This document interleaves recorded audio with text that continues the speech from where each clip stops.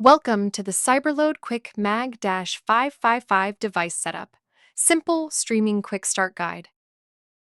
Let's get your MAG555 set up and start streaming in just a few simple steps. First, plug the HDMI cable into your MAG555. Second, connect the other end to your TV. Next, plug in the power cord to your MAG55 and turn power on. Scroll over to Cogwheel and select the Wi-Fi option. Find your Wi-Fi name under Available Networks and sign in using your Wi-Fi password. Now press the Home button on your remote, then scroll down 3 times and select Simple Streaming. Now select Open. Select TV icon.